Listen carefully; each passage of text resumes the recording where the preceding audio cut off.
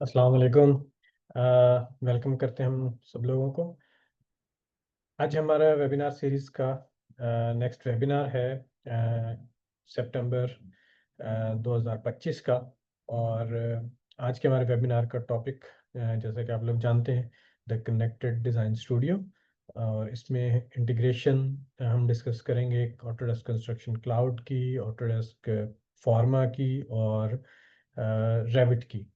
तो हमारा आज का जो इवेंट है, आज का वेबिनार है, इसके अंदर आपने इस तरह से चीज़ों को लेकर चलना है कि हम सम अप करेंगे एक्चुअली इंडस्ट्री के पूरे प्रोसेस को, ख़ास तौर पे जब हम आर्किटेक्चरल, स्ट्रक्चरल या एमईपी डिज़ाइन की बात करते हैं, तो उसमें जो प्रोजेक्ट आपका स्टार्ट होता है, तो उसके स्टार्ट से कॉन्सेप्चुअल डिज़ाइन से लेकर और वहाँ से हम बिम को इसके अंदर इनकॉर्पोरेट करते हुए बिल्कुल जब हम रैबिट के अंदर चीज़ें फाइनल करके लेकर जाते हैं, तो उस पूरे प्रोसेस के एक ओवरव्यू के तौर पे हम इसको देखेंगे।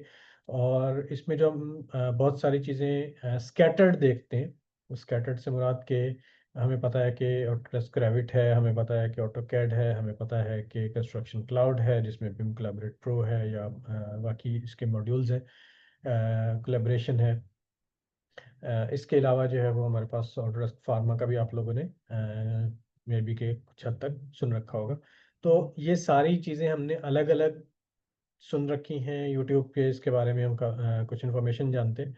लेकिन इस पूरे इकोसिस्टम के अंदर, हमारे पूरे प्रोजेक्ट डिज़ाइन के वर्कफ्लो के अंदर हम किस तरह से उसको लेकर चलते हैं, या कौन सी चीज़ कहाँ पे कनेक्ट होती है, एक ओवरऑल एक ग्रेटर पिक्चर, बिगर पिक्चर, उसके तौर पे हम आज की चीज़ों को देखने की कोशिश करेंगे। सबसे पहले अगर हम आज के टॉपिक्स देखें, तो हम ऑटोडेस्क का जो विज़न है और इस इंडस्ट्री का या ये जो हम बिम स्टूडियो की बात कर रहे हैं, इसके पीछे का जो कॉन्टेक्स्ट है, पहले हम उसको डिस्कस करेंगे। उसके बाद हम डिजिटल ट्रांसफॉर्मेशन, यहाँ तक हम पहुँचे कैसे, पिछले जो तौर तरीके हुआ करते थे उनसे।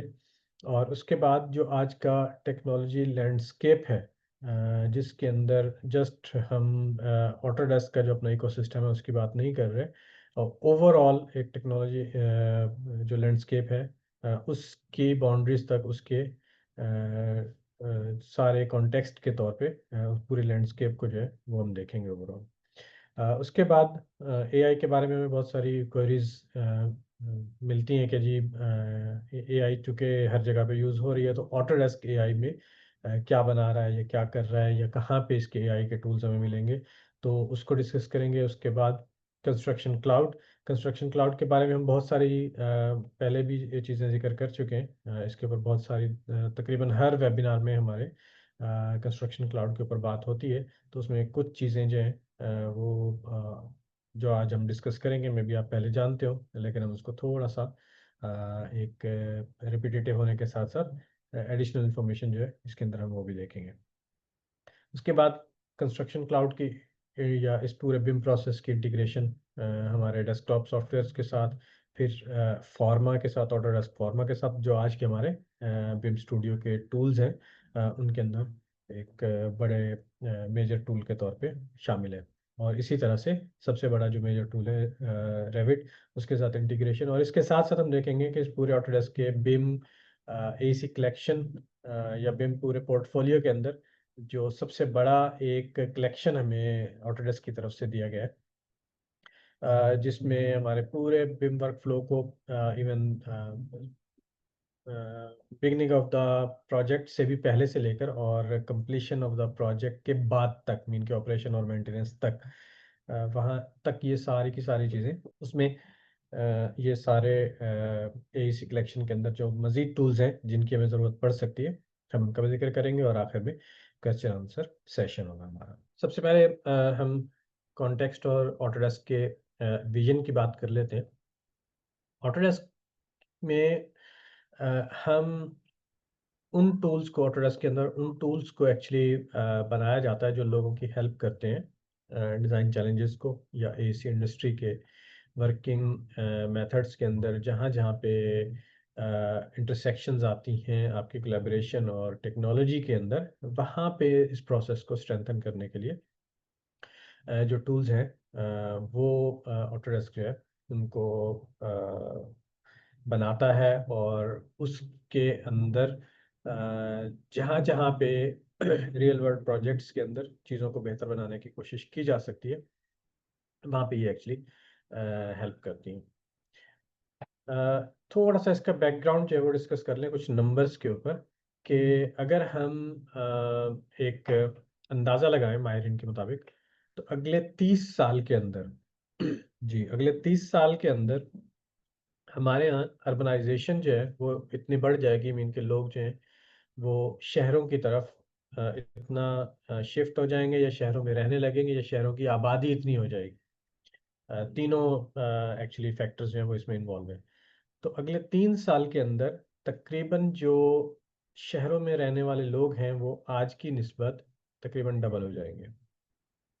इसमें कुछ वहाँ की अपनी आबादी बढ़ रही है, और कुछ जो है वो रूरल एरियाज से अर्बन एरियाज की तरफ जो है वो लोगों की शिफ्टिंग होगी। तो ये एक बहुत बड़ा जो है वो नंबर है कि डबल हो जाएंगी। और इसके डबल होने में जो है वो तकरीबन पर डे, ये आज से लेकर अगले 30 साल तक मुसलसल पर डे जो है वो 2 लाख लोग जो है वो शहरों के अंदर इंक्रीज हो रहे हैं। ये मैं पूरी दुनिया की बात कर रहा हूँ, ये इसको किसी एक कंट्री या एक कॉन्टिनेंट के ऊपर लेकर नहीं चलिएगा। इसी वजह से ये नंबर काफ़ी बड़ा है।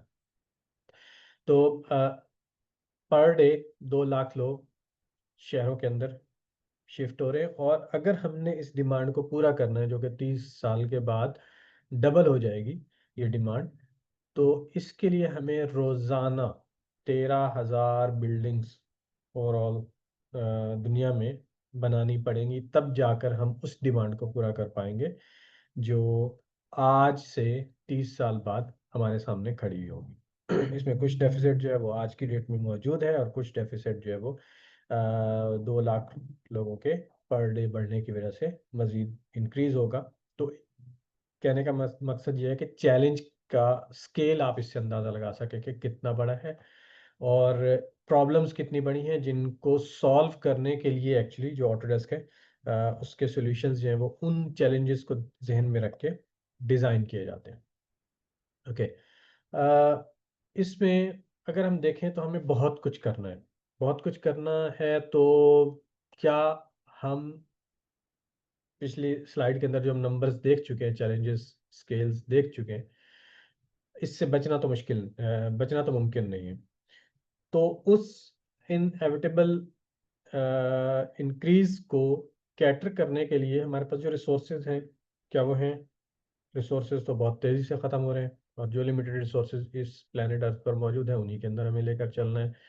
तो उन्हीं रिसोर्सेज के अंदर रहते हुए हमें इतने बड़े चैलेंज को हमने फुलफिल करना है। इसमें लेस रिसोर्सेज से मुराद सिर्फ हम मटेरियल्स की बात नहीं कर रहे हैं, हम इसमें लेबर्स की भी बात कर रहे हैं, हम इसमें अपने टाइम की भी बात कर रहे हैं, हम इसमें अपने स्किल्स की भी बात कर रहे हैं, इसमें हर चीज़ की बात हो रही है। तो यहाँ पे एक एक्चुअली अपॉर्चुनिटी पैदा होती है कि हम जो कुछ आज कर रहे हैं वो कल से आने वाले हर दिन से, क्योंकि पर डे आपने देखा कि चैलेंजेस ये हमें पेश आ रहे हैं, जो मोर वाला फैक्टर है वो पर डे बढ़ेगा। तो हमें अपॉर्चुनिटी मिलती है कि हम जो कुछ आज कर रहे हैं उसको बेहतर तरीके से करें, और बेहतर तरीके से करेंगे, ऑटोमेशंस उसमें लेकर आएंगे, टेक्नोलॉजी का इस्तेमाल करेंगे, कम रिसोर्सेज में ज़्यादा आउटपुट ले पाएंगे, तभी जाकर हम उन चैलेंजेस पे पूरा उतर सकते हैं। अदरवाइज जैसा आज हम एक डेफिसिट के अंदर मौजूद है, ये आने वाले दिनों में डेफिसिट बढ़ता चला जाएगा।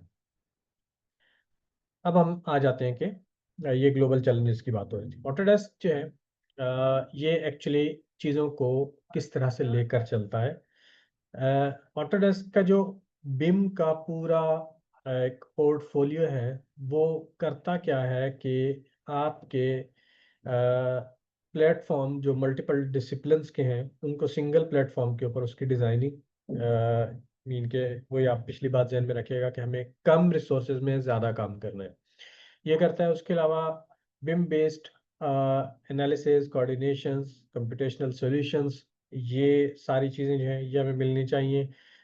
एक अगर सिंगल प्लेटफॉर्म या सिंगल इकोसिस्टम के अंदर मिल जाए तो ये हमारे लिए इससे बेहतर कुछ नहीं है।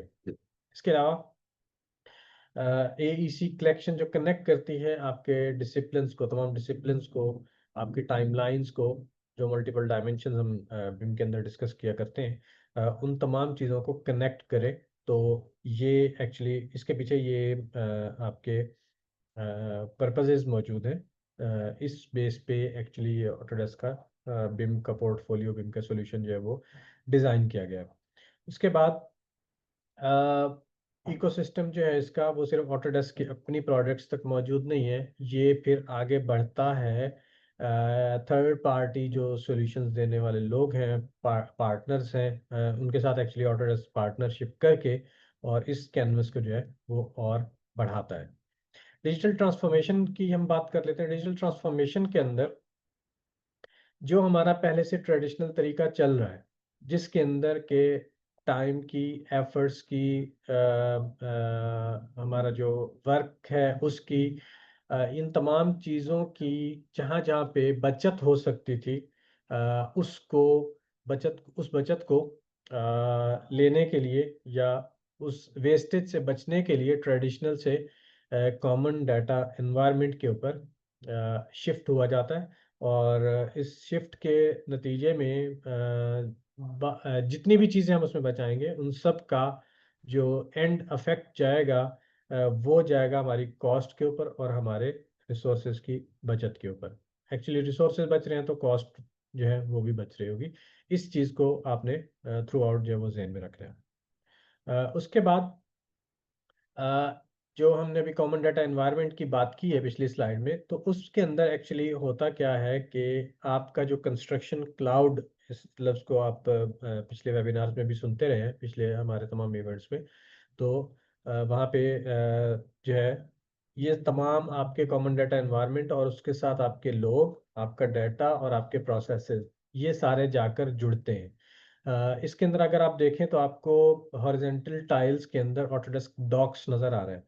ये एक्चुअली बैकबोन है हमारे कंस्ट्रक्शन क्लाउड की, जहाँ पे हमारी टीम्स, हमारा डाटा और हमारे प्रोसेसेस कनेक्ट होते हैं। प्रोसेसेस जो हैं उसके लिए हमारे पास वो जो बैकग्राउंड में वर्टिकल टाइल्स आपको नज़र आ रही हैं, वहाँ से आती हैं।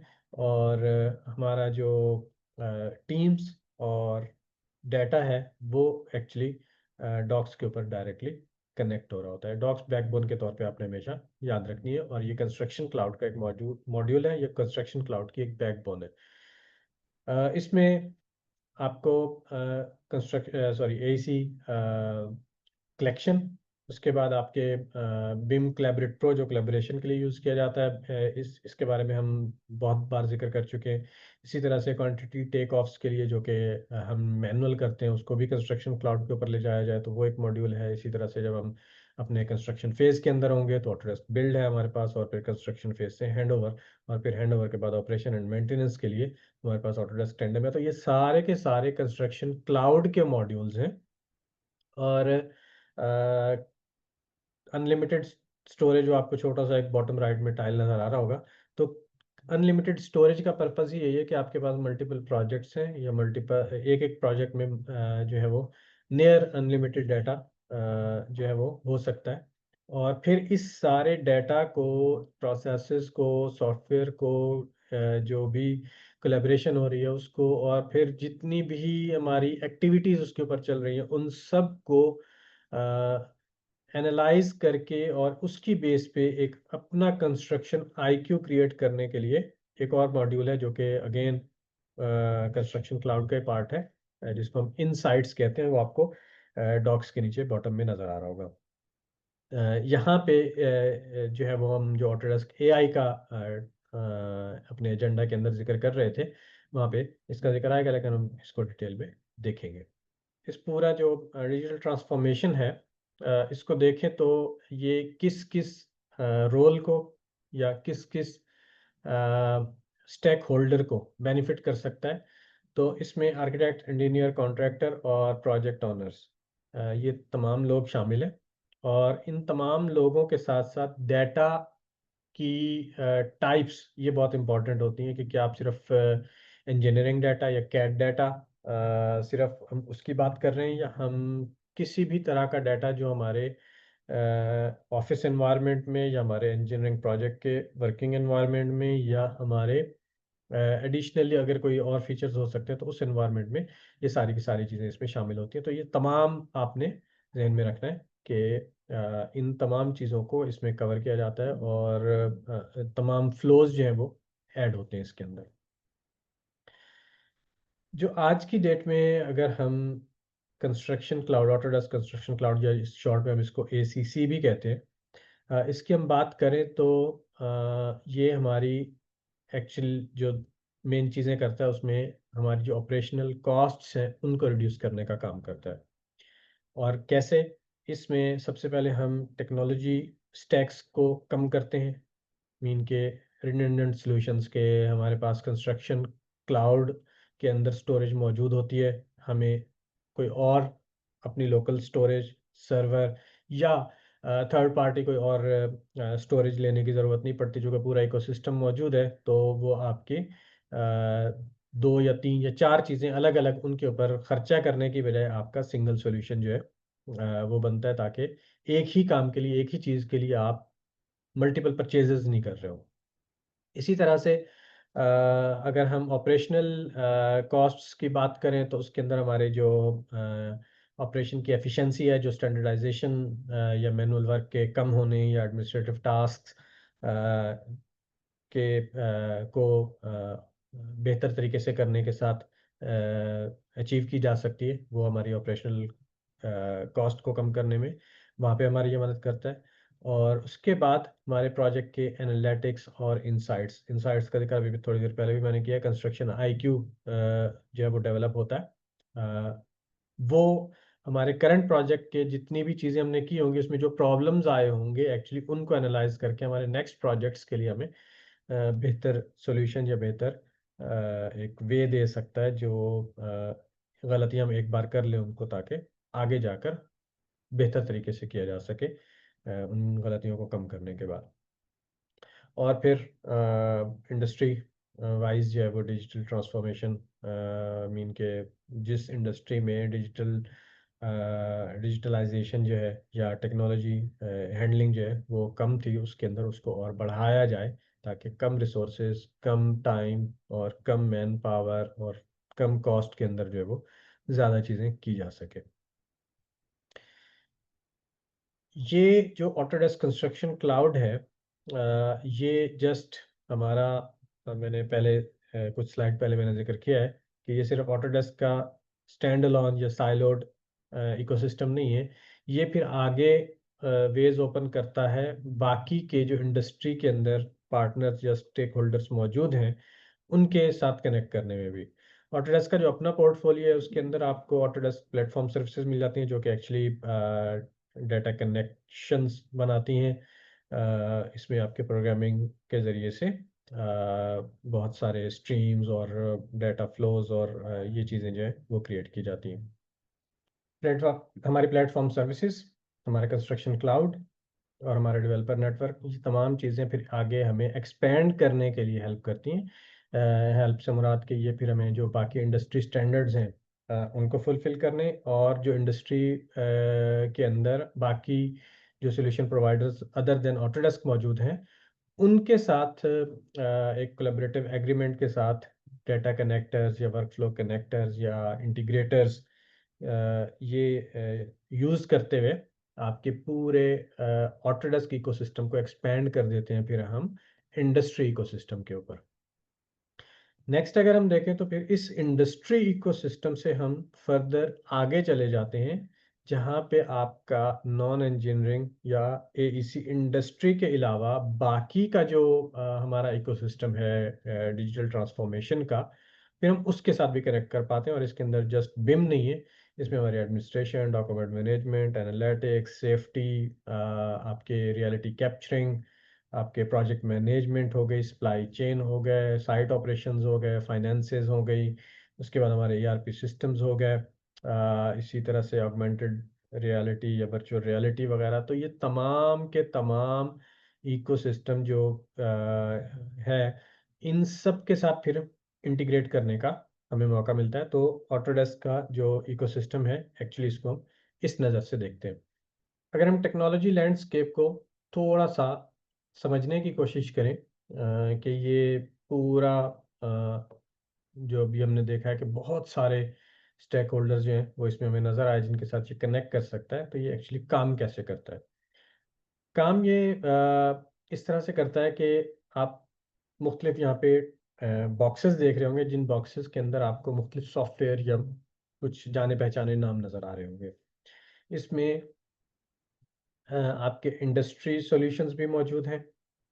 वो किस तरह से कनेक्ट होते हैं आपके ऑटोडेस्क कंस्ट्रक्शन क्लाउड के मॉड्यूल्स के साथ, और फिर वो किस तरह से इनहेरिट करते हैं आपके डेस्कटॉप सॉफ्टवेयर को, डिज़ाइन सॉफ्टवेयर को या इंजीनियरिंग सॉफ्टवेयर्स को, और फिर ये सारी की सारी चीज़ें किस तरह से कनेक्ट करती हैं एक सिंगल बैकबोन के ऊपर, जिसको हमने पहले भी नाम लिया है ऑटोडेस्क डॉक्स। ये जो ब्लू सॉरी ऑरेंज वाली हॉरिजॉन्टल एक लाइन नज़र आ रही है, और इसके ऊपर फिर हमें ग्रे कलर में ऑटोडेस्क डॉक्स और उसके कुछ फंक्शंस हैं, जैसे कि डॉक्यूमेंट कंट्रोल है, डॉक्यूमेंट वर्जनिंग है, डॉक्यूमेंट अप्रूवल्स हैं, या इसमें हमारे जो प्रॉब्लम्स इश्यूज वगैरह आते हैं थ्रू आउट द प्रोजेक्ट, उनको रिजॉल्व करने का, या उनकी रेजोल्यूशन और उनकी मैनेजमेंट, ये सारी चीज़ें। और फिर ये सारे का सारा ग्रैनुलर डाटा जो है, वो किस तरह से फिर आगे कम्युनिकेट किया जा सकता है through API, through Autodesk platform services to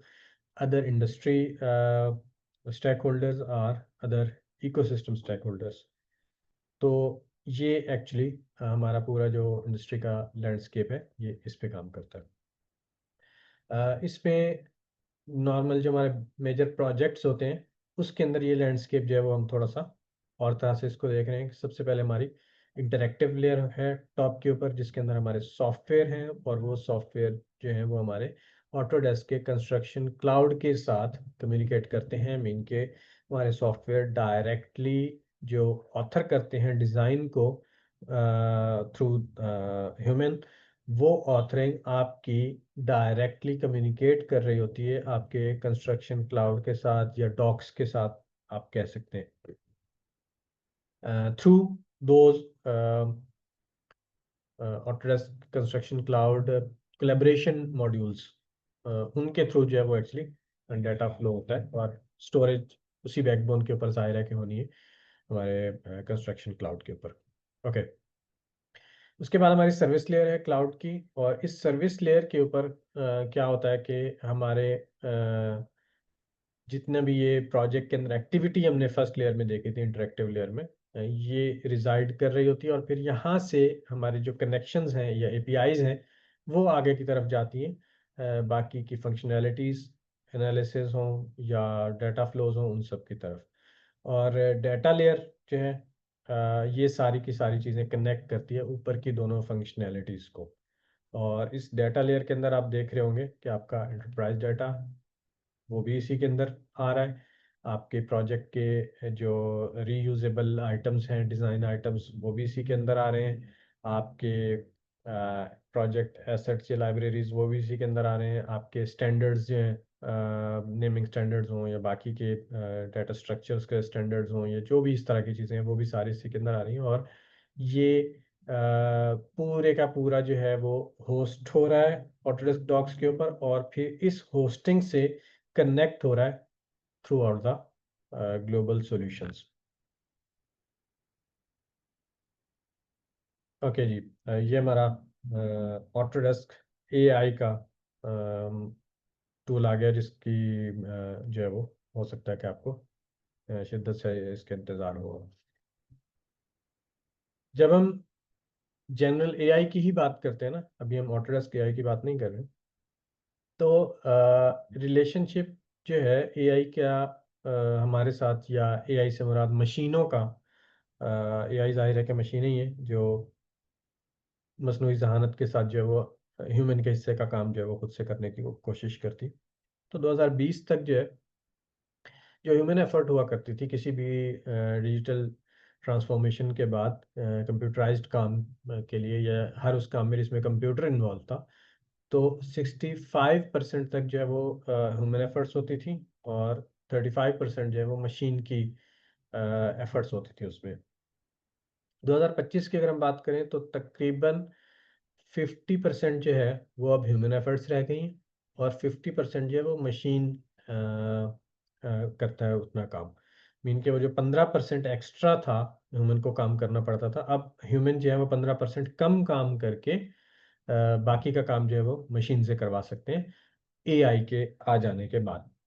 अब यहाँ पे एक छोटा सा सवाल ये भी पैदा होता है कि वो जो हम सुनते रहते हैं कि जी एआई जो है वो नौकरियां खा जाएगी, तो क्या वो जो 15% है, क्या ये हमारी लोग जो हैं उनका काम छूट गया? इसको हम देखते हैं। एक्चुअली ह्यूमन जो है वो तकरीबन उतना ही काम कर रहे हैं, थोड़ा सा अगर फर्क आया है तो हम कह सकते हैं कि आया होगा, लेकिन 50% अगर ह्यूमन काम करता है तो जो मशीन है वो बाकी 50% नहीं कर रही है एक्चुअली। मशीन जो है वो उससे आगे का काम कर रही है, और वो जो टोटल हमारा 100% था ना, उस काम को एक्चुअली वो 100% से आगे तक लेकर जाते हैं। अब इसको आप ज़रा कनेक्ट करके इस चीज़ को आप कनेक्ट करके देखें हमारे शुरू की स्लाइड्स के साथ, कि हमें कम रिसोर्सेज में ज़्यादा काम करना है, हमें बड़ा करना है, बेहतर करना है, कम रिसोर्सेज के साथ करना है। तो एक्चुअली ये इसके पीछे जो है वो इसकी स्टडी या लॉजिक है। ऑटोडेस्क एआई क्या है, या किस तरह से काम करती है, या क्या काम करती है, इसको थोड़ा सा हम कुछ स्लाइड्स में आगे समझने की कोशिश करते हैं। एआई जो है वो कनेक्टेड डाटा के ऊपर काम करती है, या ऑटोडेस्क एआई की अगर हम स्पेसिफिकली जनरल एआई के बारे में तो शायद हम अब तक बहुत कुछ जान चुके हैं कि वो किस तरह से काम करती है। ऑटोडेस्क एआई जो है वो डाटा को कनेक्ट रखते हैं, चूंकि इससे पहले हम देख चुके हैं कि कॉमन डाटा एनवायरनमेंट होने की वजह से हमारी चीज़ें तो सारी कनेक्टेड है। उसके बाद उसमें चेंज एनालिसिस या रिस्क एनालिसिस, ये एआई हमारे लिए कर सकती है, जो कि मैनुअली अगर किए जाएं तो या तो बहुत ज़्यादा इनएक्यूरेट हो सकते हैं, या बहुत ज़्यादा टाइम कंज्यूमिंग और एफर्ट कंज्यूमिंग हो सकते हैं। उसके बाद हमारे जो वर्क फ्लोज हैं उनकी ऑटोमेशन, ये ऑटोडेस्क एआई जो है इसके ऊपर काम करती है, और जितनी भी आउटकम्स हमारी आती हैं उनको बेहतर किया जा सकता है, ऑप्टिमाइज किया जा सकता है with less resources, with more output. अब यहाँ पे जब हम एआई की बात करते हैं तो एक सवाल खड़ा होता है। आजकल एआई के आने के बाद बहुत ज़्यादा ग्लोबली डिस्कशंस चल रही हैं कि एआई जो है वो क्या करती है, क्या ये सेफ है, क्या इस पे ट्रस्ट किया जा सकता है, क्योंकि एआई हमें मालूम है कि एआई जो है वो मॉडल्स होते हैं जिनको ट्रेन किया जाता है, डाटा के ऊपर ट्रेन किया जाता है। तो अगर ऑटोडेस्क एआई की हम बात कर रहे हैं तो ऑटोडेस्क किस डाटा पे एआई को ट्रेन कर रहा है? क्या वो हमारे डाटा पे ट्रेन कर रहा है? क्या हमारे डाटा जो है उसकी प्राइवेसी अफेक्ट हो रही है? क्या हमारा डाटा जो है उसकी सिक्योरिटी के ऊपर कंप्रोमाइज हो रहा है? तो इसके ऊपर जो भी आज तक ग्लोबल पॉलिसीज बन चुकी हैं कि रिस्पॉन्सिबिलिटी होनी चाहिए, एथिकल होना चाहिए, जो एआई के यूज़ है, या एआई को मॉडल्स को ट्रेन करने के लिए जो डाटा यूज़ किया जाता है, और वो सिक्योर होना चाहिए। तो ये सारे के सारे जो भी ग्लोबल स्टैंडर्ड्स हैं उन सब को फुलफ़िल किया जाता है, और ट्रांसपेरेंसी एंड अकाउंटेबिलिटी के साथ एक सेफ्टी और सिक्योरिटी जो है आपके डाटा की वो मेंटेन रखते हुए आपको ऑटोडेस्क एआई के टूल्स मुहैया किए जाते हैं।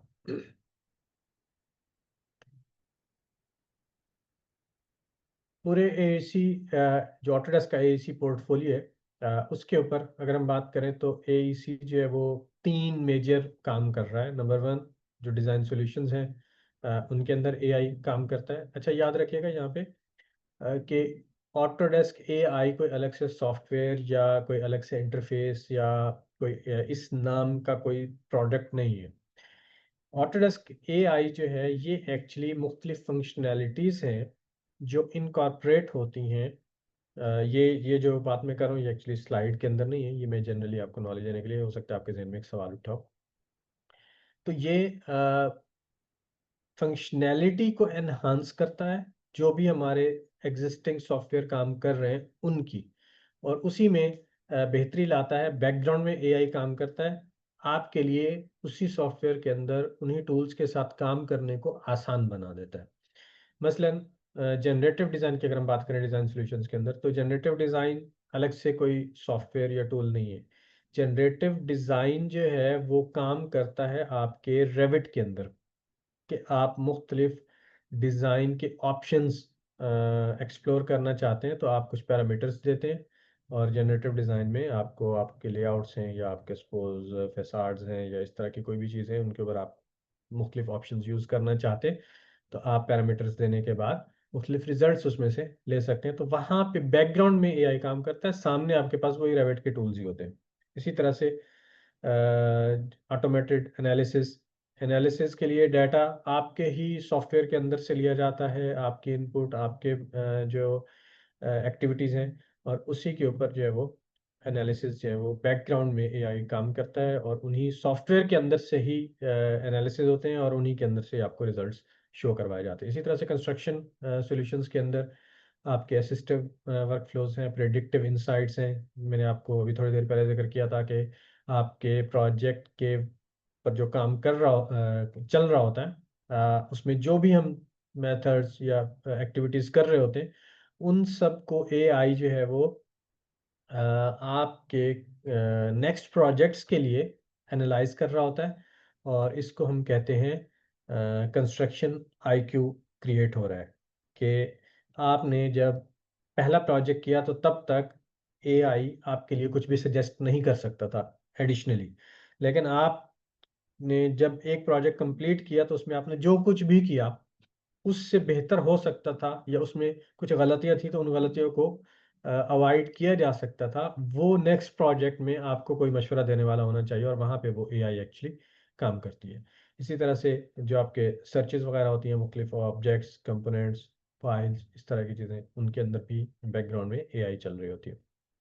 इसी तरह से Autodesk research, machine learning, robotics में, ऑप्टिमाइजेशन में, सिमुलेशंस में, यहाँ पे भी ऑटोडेस्क एआई जो है वो इस सेक्टर में काम कर रही है। बहुत सारी चीज़ें, एक ऑटोडेस्क का एक प्रोजेक्ट है एआई का, एग्जैक्टली उसका नाम मेरे जहन से निकल गया है, लेकिन उस प्रोजेक्ट को जो है वो इंटीग्रेट किया जा रहा है आपके तमाम के तमाम सॉफ्टवेयर में, उनकी उसकी फंक्शनैलिटीज़। एक्चुअली वो प्रोजेक्ट जो है वो रिसर्च का प्रोजेक्ट है, और उस प्रोजेक्ट के अंदर जो भी काम हो रहे हैं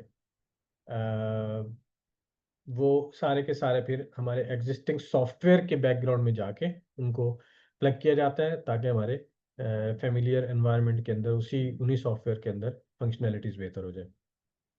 इसी तरह से डिज़ाइन के बाद अगर हम कंस्ट्रक्शन क्लाउड की बात करें, तो यहाँ पे एआई जो है वो हमारे लिए कौन-कौन सी चीज़ें जो है वो आसानियाँ पैदा करता है बैकग्राउंड में। हमारी बिल्ड मैनेजमेंट है, या हमारे एस्टिमेशन है। मैंने आपसे ज़िक्र किया था ऑटोडेस्क के क्वांटिटी सर्वेइंग के टूल का, टेक ऑफ का।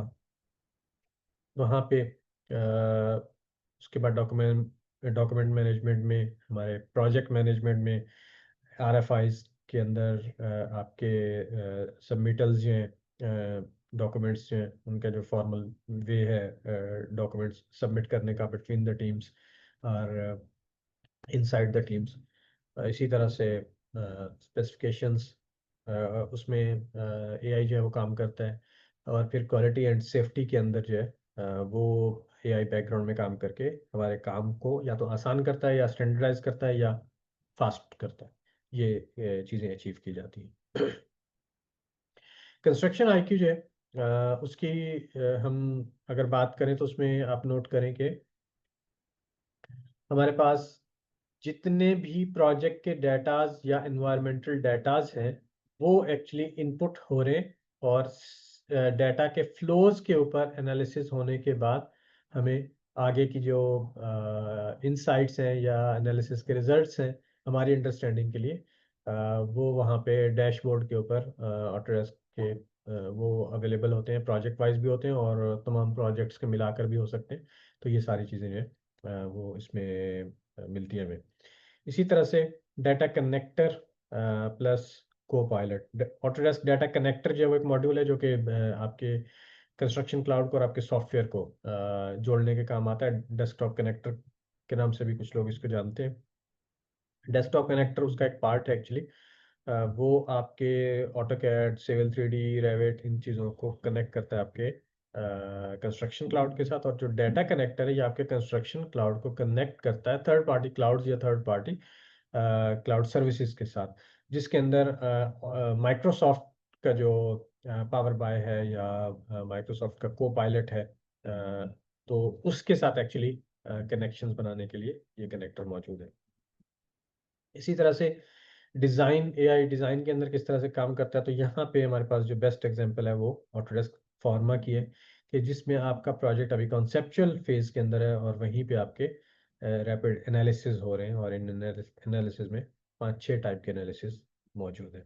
तो बगैर अभी आपके डिज़ाइनिंग या डिज़ाइन डॉक्यूमेंट शुरू किए रैबिट में आए बगैर जो है वो आपके कॉन्सेप्चुअल डिज़ाइन के फेज़ में ही बहुत सारे एनवायरमेंटल और ग्लोबल फैक्टर्स जो हैं वो एनालाइज करने के लिए वहाँ पे एआई जो है वो थर्ड पार्टी डाटा और आपके डाटा को मिलाकर आपको बहुत सारे आसानियाँ फराहम करता है। इसी तरह से डिज़ाइन सॉल्यूशंस के अंदर जनरेटिव डिज़ाइन का मैंने पहले भी जिक्र किया है, एनालिसिस का पहले भी जिक्र किया है। ये वाला जो आपको कुछ स्क्रीनशॉट्स नज़र आ रहे हैं, ये फिर फॉर्मा के बाद जब हम आगे चले जाते हैं रेविट वगैरह में या ऑटोडेस्क इनसाइट के अंदर जो हमें एनर्जी एनालिसिस और इस तरह की चीज़ें मिलती हैं, स्ट्रक्चरल एनालिसिस मिलते हैं, रोबोटिक और सॉरी रोबोट एनालिसिस के आरएसए जो है उसके ज़रिए से रोबोट स्ट्रक्चरल एनालिसिस। तो ये वो वाले फैक्टर्स हैं, यहाँ पे भी अगेन बैकग्राउंड में एआई जो है वो अपना काम कर। थोड़ा सा ऑटोडेस्क कंस्ट्रक्शन क्लाउड को देख लेते हैं। ऑटोडेस्क कंस्ट्रक्शन क्लाउड जो है, अ, ये स्लाइड हमारे पिछले वेबिनार्स में आप लोग देख चुके होंगे। मीन के एग्जैक्टली यही तो नहीं, लेकिन इनके अंदर जो चीज़ें हम कर रहे हैं कि जितने भी एक बिल्डिंग के लाइफ साइकिल के फेजेस होते हैं, डिज़ाइन है, प्लान है, बिल्ड है, ऑपरेट है, ये सारे के सारे फेजेस में प्रोजेक्ट डिलीवरी के एक सिंगल यूनिफाइड प्लेटफॉर्म का अगर हम जिक्र करें तो वो आपका construction cloud, Autodesk construction cloud है। और ये वही कॉमन डाटा एनवायरनमेंट है, या अगर हम सॉफ्टवेयर के नाम से इसको याद रखना चाहें तो ऑटोडेस्क डॉक्स है, जो कि बैकबोन है। याद याद होगा आपको। इसका जो सबसे बड़ा या एक सिंगल लाइन फायदा अगर हम कहें ना, हम document control, document versioning, document approval और इस तरह की जितनी भी चीज़ें हैं, अगर हम इनकी डिटेल में गए बगैर अगर हम इसको सिंगल लाइन में अगर हम सम अप करना चाहें तो आप कहीं से भी अपने डाटा को, अपनी फाइल्स को मैनेज कर सकते हैं क्लाउड से। सिंगल सोर्स ऑफ ट्रुथ, वहाँ पे आपके पूरे प्रोजेक्ट की हर चीज़ आपको मिलती है। ऑटोडेस्क डॉक्स जो है, अब आपने ये वाला नाम जो है, जो कि मैंने कहा कि याद रखना है, डॉक्स जो है वो एक्चुअली कहाँ कहाँ से अवेलेबल है या कहाँ कहाँ से आपको मिलता है। जब आप ऑटोडेस्क का एसी कलेक्शन हासिल करते हैं उसके साथ आपको डॉक्स मिलता है। इसी तरह से ऑटोडेस्क कंस्ट्रक्शन क्लाउड के अंदर जब आप बिम कोलैबोरेट प्रो या ऑटोडेस्क बिल्ड या ऑटोडेस्क टेक ऑफ जैसे मॉड्यूल्स लेते हैं तो उनके साथ आपको ऑटोडेस्क डॉक्स मिलता है, और या फिर ऑटोडेस्क डॉक्स अलग से जो है वो भी हासिल किया जा सकता है। इसी तरह से ऑटोडेस्क वर्कशॉप एक्सआर जो कि वीआर वगैरह के लिए एक मॉड्यूल है ऑटोडेस्क का, अगर आप वो लेते हैं तब भी, क्योंकि आपका कॉमन डाटा एनवायरनमेंट या आपका होस्टिंग सर्वर जो है वो चूंकि डॉक्स है, तो इन तमाम चीज़ों में इसके बगैर गुजारा नहीं होगा। तो इसलिए या तो इन चीज़ों में ये शामिल है या फिर इन चीज़ों के साथ ये हासिल किया जा सकता है। ऑटोडेस्क डॉक्स जो है वो 2D और 3D के अलावा तकरीबन बहुत सारे टाइप का डाटा जो है, इमेजेस, डॉक्यूमेंटेशन आपके ऑफिस फॉर्म में वो ये डायरेक्टली ब्राउज़र के अंदर से ही आपको प्रीव्यू दिखा सकता है, या इन टाइप के फाइल्स को 80+ टाइप की फाइल्स को हैंडल करने की पावर रखता है। क्लाउड स्टोरेज इसमें अनलिमिटेड होती है, परमिशंस मैनेजमेंट होती है, आपके 4-5 लेवल्स होते हैं एक्सेस के, ताकि आपके डाटा की सिक्योरिटी सेफ्टी रहे, और जिस स्टेक होल्डर को, जिस मेंबर टीम मेंबर को जितनी एक एक्सेस चाहिए, व्यू की है, रीड की है, राइट की है, वो उस हिसाब से दी जा सके। अगर हमें प्रोजेक्ट स्टार्ट करना हो तो उसके लिए एक ये क्विक एनिमेशन है, इसको ज़रा हम देखते हैं कि हम क्लाउड के अंदर मीन के हम अपने कैड रेविट पे बाद में आते हैं। हम ऑटोडेस्क कंस्ट्रक्शन क्लाउड के ऊपर डायरेक्टली सबसे पहले प्रोजेक्ट हमें मिलते ही, अनाउंस होते ही, हम उसके ऊपर अपने प्रोजेक्ट को क्रिएट करते हैं और स्टार्ट करके वहाँ से हम काम शुरू करते हैं और उसी के अंदर हम फाइलें या तो क्रिएट करते हैं या अपलोड करते हैं या फिर अपने डेस्कटॉप सॉफ्टवेयर्स के ज़रिए से उसके अंदर सिंक करते हैं। प्रोजेक्ट क्रिएट किया जाएगा, उसके बाद उसके अंदर जो टीम मेंबर्स हैं वो ऐड किए जाएंगे, या अगर पहले से हमारे टीम मेंबर्स मौजूद हैं हमारे प्लेटफॉर्म के ऊपर तो उनको नॉमिनेट किया जाएगा उस प्रोजेक्ट के लिए, उनके एक्सेस लेवल्स, उनके रोल्स, ये सारी की सारी चीज़ें जो है वो इसमें बताई जाएगी या कॉन्फ़िगर की जाएगी। उसके बाद प्रोजेक्ट के टेम्पलेट्स ये क्रिएट किए जाते हैं ताकि एक ही तरह के, एक ही टाइप के अगर प्रोजेक्ट्स हैं तो उनमें बार बार वही चीज़ें रिपीट ना की जाएं। सेम वे परमिशंस, उनकी एक्सेस जो है वो की जाती है। और फिर दो मेथड्स हैं कि अगर आप पहले से फाइल्स पे काम कर रहे हैं तो उन फाइल्स को, रेविट के मॉडल्स को वो अपलोड कर सकते हैं, या फिर ये हम बात कर रहे हैं रेविट के अंदर से, और या फिर हम क्या कर सकते हैं कि डायरेक्टली अपने फाइल्स या फोल्डर्स के अंदर से अपनी चीज़ों को कंस्ट्रक्शन क्लाउड के ऊपर With your अपलोड कर project सकते हैं। setup completed and teams defined, you are ready to populate docs with Revit models and other files. Both work-shared and non-work-shared Revit models can be saved to the cloud. Before uploading either type of model to docs, you will want to define sets of views and sheets to be published and shared via the cloud. Navigate to Collaborate, Manage Models, Publish settings to create and modify sets, and choose which sets to include when publishing. Revit Cloud Work Sharing enables you to co-author work-shared Revit models hosted on the cloud with other team members in real time. If you are working with a work-shared model, you will now initiate Revit Cloud Work Sharing. Navigate to Collaborate, Manage Collaboration.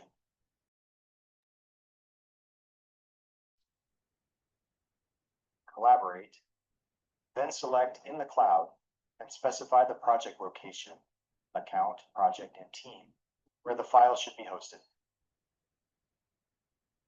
Cloud models for Revit are non-work shared cloud-hosted models that may be shared with other project team members using docs. If you are working with a non-work shared model, you will now upload your file as a cloud model for Revit. Go to File, Save As, Cloud Model, and select the desired folder location using the Switch Account project function. Once the model has been uploaded via either method, you will be able to view the sheets and views published from that model in docs. इसमें हमने देखा कि Revit से हमारे models या files हैं वो किस तरह से कंस्ट्रक्शन क्लाउड में अपलोड की जा सकती हैं। और अब हम एक छोटी सी वीडियो देख लेते हैं जिसके अंदर हम प्रोजेक्ट के अंदर फाइल्स अपलोड कैसे की जाएंगी। इसमें रेविट फाइल्स भी हो सकती हैं, नॉन रेविट फाइल या नॉन कैड फाइल्स भी हम कह सकते हैं कि वो भी हो सकती हैं। In addition to Revit models, many other file formats may be used with Autodesk BIM Collaborate Pro. In this example, you will upload several DWG and PDF files to Autodesk Docs for other team members to access, review, and mark up as needed. Other file formats, such as IFC and Microsoft Office files like Word, Excel, and PowerPoint, are also supported by the Autodesk Construction Cloud platform. Desktop Connector is a desktop service that connects Autodesk Docs to your machine as a local drive. You can open and add files through this connected drive in the same way as you would access and modify other files and folders on your local machine. Changes made locally are replicated in Docs. तो In addition हम to Revit directly models, files हैं many other file formats वो directly upload की जा सकती हैं। और उसके बाद ऑटोमेटिक इसकी वर्जनिंग होती है कि अगर आपने सेम फाइल को मल्टीपल उसमें जैसे आपने काम किया उसमें दोबारा सेव किया तो उसमें वर्जन जाहिर है कि चेंज हो जाएगा, या एक ही फाइल है, सॉरी एक ही नाम की फाइल है और उसको आपने दोबारा से अपलोड किया है तो भी जाहिर है कि वो पहले वाली फाइल और बाद वाली फाइल के अंदर कुछ ना कुछ आपने चेंज किया होगा, तो उसकी भी ऑटोमेटिक वर्जनिंग हो जाती है। लेकिन इसमें साथ साथ ये फैसिलिटी भी शामिल है कि आपके तमाम के तमाम वर्जन्स जो हैं वो मौजूद रहते हैं और उनको वापस रिट्रीव किया जा सकता है, प्रीवियस वर्जन्स को भी। और उसमें से कोई एक वर्जन या लेटेस्ट वाला, या अगर आप रिट्रीव करते हैं तो कोई एक वर्जन जो है उसको आप फिर करंट वर्जन के तौर पे मार्क करते हैं। और जो करंट वर्जन होता है जनरली वही, जब तक कि आप खुद से वर्जन जो है वो स्विच नहीं करते, तमाम स्टेक होल्डर्स के लिए वो करंट वर्जन ही एक सिंगल फाइल के तौर पे अवेलेबल रहता है। तो हमें ये परेशान होने की ज़रूरत नहीं होती कि कौन सी टीम किस वर्जन पे काम कर रही है। तमाम लोगों के लिए उस फाइल का जो करंट वर्जन मार्क्ड होगा वही काम करेगा, वही करंट वर्जन के तौर पे होगा। ये इसमें एक ऑटोमेटिक वे है चीज़ों को काम करने की।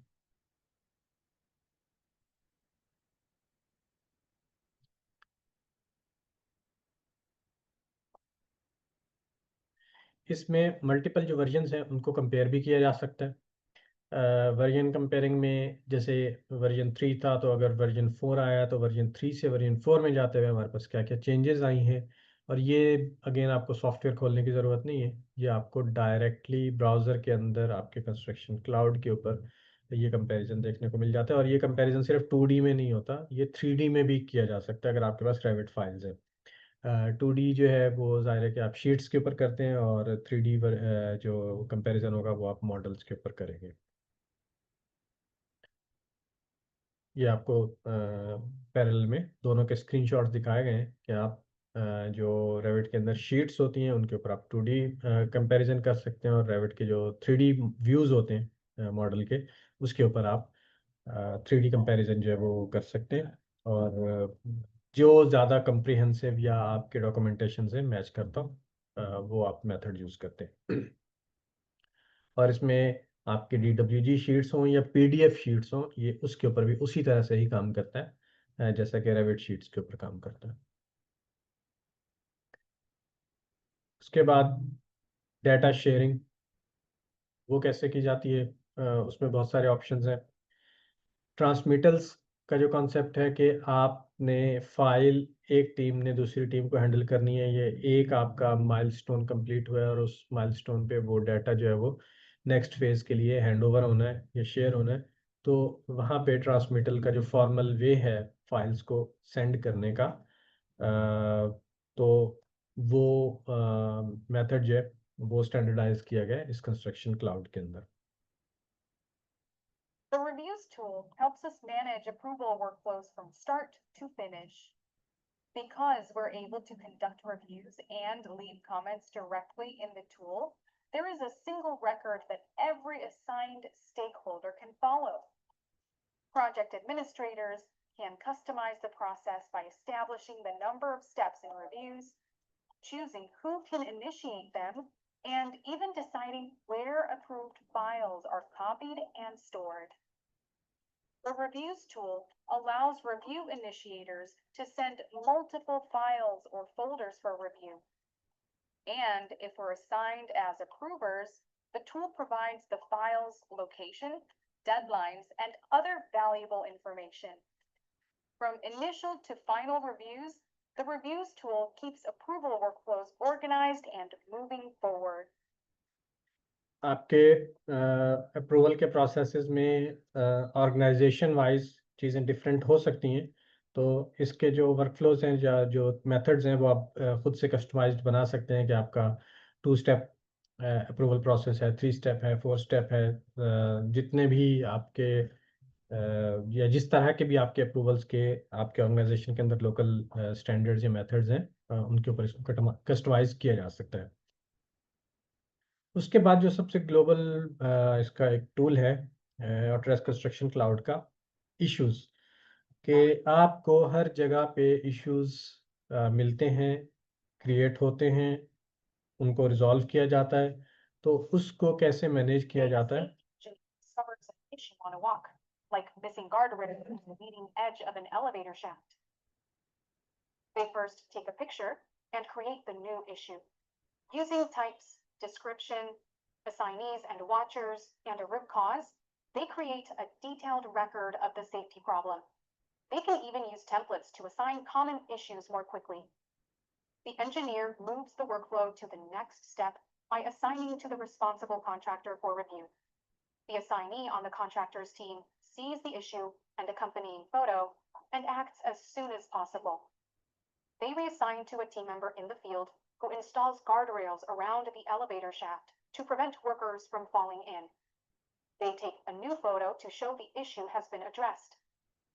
Because we have an in-review status active for issues, this issue goes back to the safety engineer or project manager who verifies the fix, leaves a comment, and closes the issue. Later, this closed issue is available in regular issue reports for project leaders. The Issues tool makes it easy for team members in the office and the field to stay on top of ongoing problems and track accountability throughout the project lifecycle.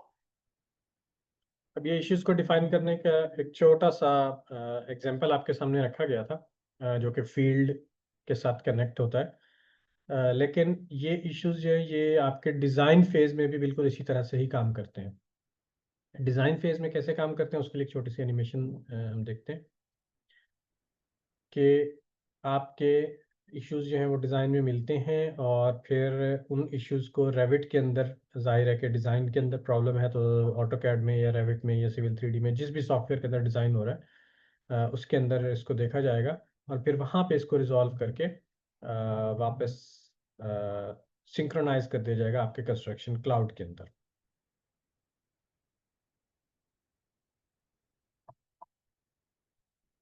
अब ये construction cloud के अंदर या Revit के अंदर उन issues को कैसे देखा जा सकता है, क्रिएट किया जा सकता है, रिव्यू किया जा सकता है, रिजॉल्व किया जा सकता है, हम उसकी एग्जांपल देख रहे हैं।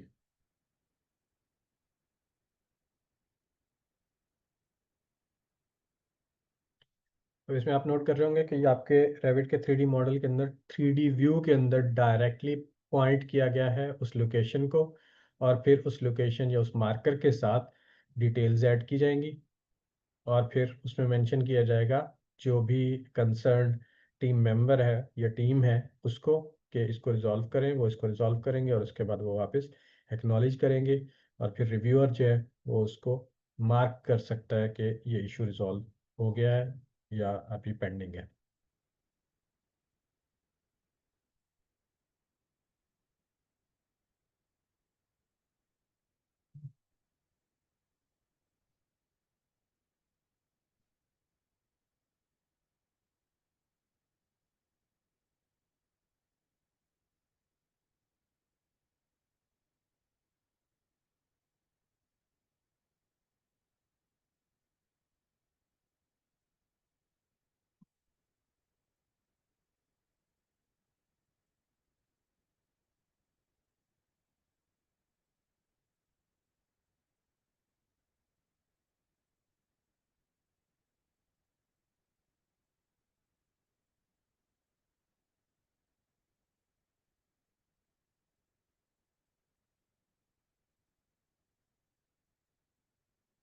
इशू का मार्कर, उसके साथ कमेंट्स, उसके साथ मार्कअप्स,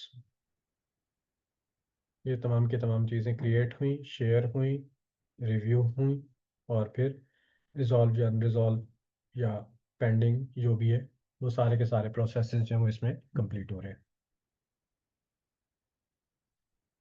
ओके, इसमें आपने मार्कअप्स जो जनरली आप अपने शीट्स के ऊपर कर रहे होते हैं या ऑटोकैड की ड्राइंग्स के अंदर कर रहे होते हैं तो मार्कअप टूल मौजूद है जो कि आपके पीडीएफ के ऊपर, आपके इमेजेस के ऊपर या रेविट फाइल्स के ऊपर या डीडब्ल्यूजीज के अंदर ये काम करता है और इसके पीछे वो जो ऑटोडेस्क एआई है वो यहाँ पे काम करता है और अगर आप इवन एक पेपर के ऊपर हाथ से भी मार्कअप्स जो हैं वो या कमेंट्स जो हैं वो टाइप करते हैं तो उनकी एक स्कैन्ड कॉपी जो है वो अपलोड की जा सकती है आपके क्लाउड के ऊपर, कंस्ट्रक्शन क्लाउड में जिस भी फोल्डर में आएगी। वहाँ से फिर जो डिज़ाइन टीम है, डिज़ाइन ऑफिस है, वो उसको लेकर और उन मार्कअप्स को रीड करके मीन के उसमें ऑटो कैड के अंदर चूँकि बैकग्राउंड में या रेविट के अंदर बैकग्राउंड में एआई मौजूद है, तो वो उन मार्कअप्स को रीड करके आपके कैड ऑब्जेक्ट्स के तौर पे उसमें ला सकता है, और फिर उसके ऊपर जो भी चेंजेस वगैरह होनी है वो करके वापस सबमिट करवाई जा सकती है। इसी तरह से नेमिंग स्टैंडर्ड्स, ऑटोडेस्क का जो बिम पोर्टफोलियो है वो फुल्ली सपोर्टेड है विद ISO 19650, और ये बिम के स्टैंडर्ड्स हैं जिसमें नेमिंग स्टैंडर्ड्स को और बाकी के जो वर्किंग स्टैंडर्ड्स को या फोल्डर स्ट्रक्चर के स्टैंडर्ड्स को, इन तमाम चीज़ों को ये सपोर्ट करता है।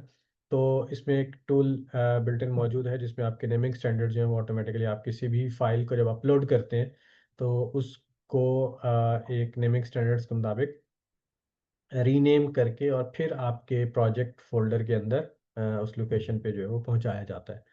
और आप मल्टीपल फाइल्स एक साथ कर सकते हैं और मल्टीपल फाइल्स को बैचिंग के अंदर रीनेम करके according to the naming convention वो आप अपने फोल्डर्स में पहुंचा सकते हैं। डेस्कटॉप कनेक्टर की मैंने बात की थी कि ऑटोडेस्क कनेक्टर था जो कि क्लाउड टू क्लाउड कनेक्ट करता है थर्ड पार्टीज सॉरी प्लेटफॉर्म्स के साथ। और फिर डेस्कटॉप कनेक्टर है जो कि कंस्ट्रक्शन क्लाउड से आपके डेस्कटॉप के साथ कनेक्ट करता है, मीन कि आपके सॉफ्टवेयर जो है वो कम्युनिकेट कर सकते हैं आपके कंस्ट्रक्शन क्लाउड के साथ। और फिर ड्राइंग की लॉग्स जो है वो जिस भी तरह से आपकी फाइल्स का डाटा जो है वो बना हुआ है उसके फोल्डर स्ट्रक्चर का एक इंफॉर्मेशन या फाइल्स की, वो लॉग की जा सकती है एक्सेल फाइल के अंदर। ओके, नेक्स्ट हम देखते हैं कि आपके कंस्ट्रक्शन क्लाउड की इंटीग्रेशन जो है वो डेस्कटॉप के साथ जो है वो अ, जब की जाती है तो उसमें किस तरह की सिनेरियोज या सिचुएशन बनती है। अच्छा, इसमें आप देख रहे होंगे कि बहुत सारे नाम इसमें शामिल किए गए हैं कि इसमें ऑटोकैड भी हो सकता है। अच्छा, कुछ नाम शामिल नहीं भी हैं, जैसा सिविल 3D है वो शामिल नहीं है। इसी तरह से प्लांट 3D के नाम से है वो शामिल नहीं है। तो कुछ शामिल है इसमें, लेकिन ये कि हम एग्जाम्पल के तौर पे कोई एक आध इनमें से चेक कर लेंगे। फॉर एग्जाम्पल अगर हम ऑटोकैड की बात करें कि ऑटोकैड जो है वो कैसे डेस्कटॉप कनेक्टर के ज़रिए से कंस्ट्रक्शन क्लाउड के साथ काम करता है। तो ऑटोकैड जो है वो 2D 3D 1982 में इसका पहला वर्जन आया जब अभी विंडोज़ भी नहीं आई थी, तो तब से काम कर रहा है। तो ये एक इंडस्ट्री स्टैंडर्ड है ऑटोकैड। और आज जब हम बिम को इम्प्लीमेंट कर चुके हैं, दुनिया कर चुकी है, तब भी ऑटोकैड के बगैर शायद हमारे प्रोजेक्ट्स अब भी कंप्लीट तस्वर नहीं किए जाते, या जो इसमें ड्राफ्टिंग की डिटेलिंग के टूल्स, इसमें प्रीमियर टूल्स मौजूद हैं, वो अभी इसका कोई ऐसा फुल अल्टरनेट नहीं आ सका जो इसको रिप्लेस कर सके। तो ऑटोकैड जो है वो आज भी हमारे प्रोजेक्ट्स का हिस्सा है। ऑटोकैड जो है ये याद रखिएगा, इसकी इसका चल थोड़ा सा बैकग्राउंड भी सामने आ गया, इसको डिस्कस कर सकते हैं कि ऑटोकैड जस्ट ऑटोकैड नहीं है, प्लेन ऑटोकैड नहीं है, बल्कि ऑटोकैड के साथ कुछ इंडस्ट्री स्पेसिफिक वर्टिकल वर्जन्स भी आते हैं जिनको टूल सेट्स कहा जाता है। आज से कुछ साल पहले तक जो है 2014 15 16 तक डेस्कटॉप के नाम से ये प्रोडक्ट्स आती थी, जैसे ऑटोकैड मैकेनिकल डेस्कटॉप या ऑटोकैड स्ट्रक्चरल डेस्कटॉप या ऑटोकैड सिविल डेस्कटॉप। लेकिन वो तमाम अब जो वर्टिकल टूल्स थे वो प्लेन ऑटोकैड के साथ एडिशनली जो है वो शामिल कर दिए गए हैं। आप जब ऑटोकैड हासिल करते हैं, खरीदते हैं, तो उसके साथ आपको ये वर्टिकल वर्जन है ये भी मिलते हैं। आप इनमें से कौन सा यूज़ करते हैं कौन सा नहीं वो आपके ऊपर है, लेकिन बहरहाल ये सारे इंडस्ट्री स्पेसिफिक टूल्स हैं। जैसे प्लांट डिज़ाइन के लिए प्लांट 3D है हमारे पास, इसी तरह से GIS के लिए हमारे पास मैप 3D है, इसी तरह से आर्किटेक्चरल स्ट्रक्चरल MEP वगैरह के लिए भी इसमें टूल्स मौजूद हैं। और अगर आपके पास स्कैन डाटा है पुरानी फाइल्स का, इमेजेस हैं, तो उनसे वापस कैड के डॉक्यूमेंट्स बनाने के लिए आपके पास ऑटोकैड रास्टर डिज़ाइन के नाम से भी एक टूल सेट मौजूद है। तो ये सारे के सारे टूल सेट जो है ऑटोकैड के अंदर है, और इन टूल सेट्स की मदद से एक्चुअली हासिल क्या करते हैं हम कि हम अ, हमारा काम जल्दी और आसान हो जाता है। हमारी जो चीज़ें हैं वो अराउंड कोई 50-60% जो है वो जल्दी हो जाती हैं अगर हम सेम वही काम प्लेन ऑटोकैड के ऊपर कर रहे हैं तो। ओके, ऑटोकैड और ACC कनेक्ट कैसे करते हैं उसके ऊपर एक छोटी सी वीडियो हम देखते हैं।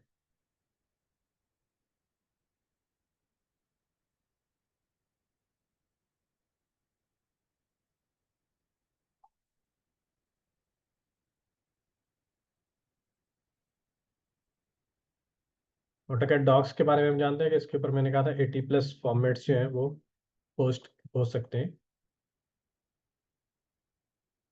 तो कैड या DWG फॉर्मेट जो है ये भी उनमें से एक है। इस वक्त जो आपके सामने स्क्रीन है ये आपके सामने ऑटोकैड नहीं है, ये एक्चुअली ऑटोकैड वेब है, जो कि ब्राउज़र के अंदर से जो है वो ऑन होती है। और इसमें याद रखिएगा कि आपने ये जो प्रीव्यू अभी आपके सामने मौजूद है ये भी कंस्ट्रक्शन क्लाउड का है, और जो आपने इसको एडिट करने के लिए ब्राउज़र के अंदर ओपन किया वो भी ऑटोडेस्क वेब है, जो कि ऑटोकैड डेस्कटॉप का काउंटर पार्ट है। अगर आप इंस्टॉल नहीं करते तो डायरेक्टली ब्राउज़र के अंदर आप अपने डाटा में कुछ हद तक चेंजेस जो हैं वो क्रिएशन या एडिशन वगैरह कर सकते हैं। और सिर्फ डेस्कटॉप वेब वर्जन नहीं, बल्कि जो आपका डेस्कटॉप वर्जन है ये भी डायरेक्टली फाइल्स को रीड कर सकता है क्लाउड से, या वापस सेव कर सकता है एडिट करने के बाद क्लाउड में, मीन कि ये कनेक्ट रहता है आपके ऑटोडेस्क कंस्ट्रक्शन क्लाउड के साथ।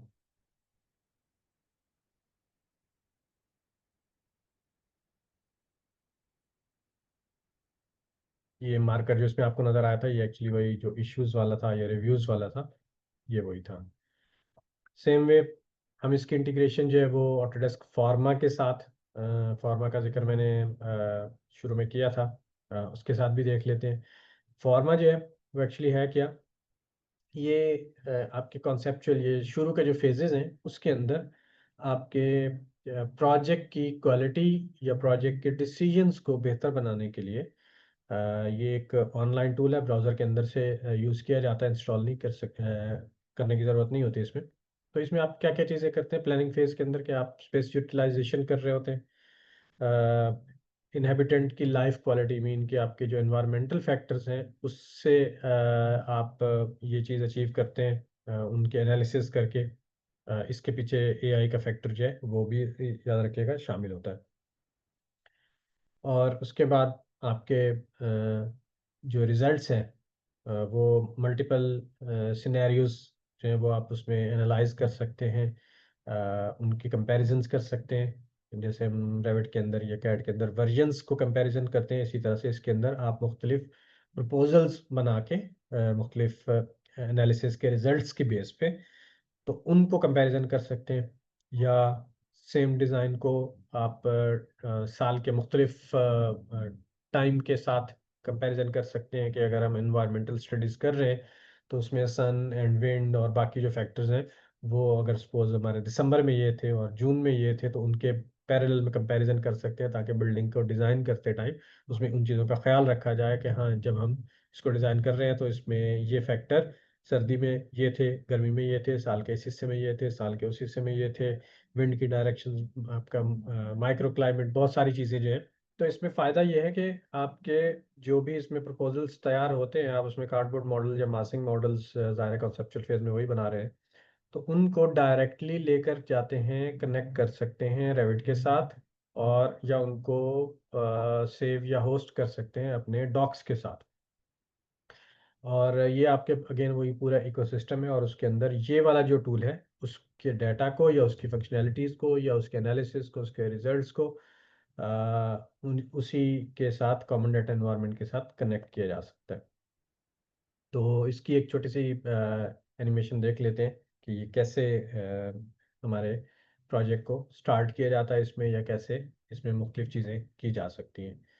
ये हमने एक प्रोजेक्ट का सपोज इसमें नाम रखा, और उसकी लोकेशन, जियोग्राफिकल लोकेशन, ज़ाहिर है जियोग्राफिकल लोकेशन की वजह से ही हम उसके ऊपर एनवायरमेंटल या सन स्टडीज़ या बाकी के विंड के इस तरह के एनालिसिस जो है या माइक्रो क्लाइमेट के एनालिसिस जो है वो कर सकते हैं।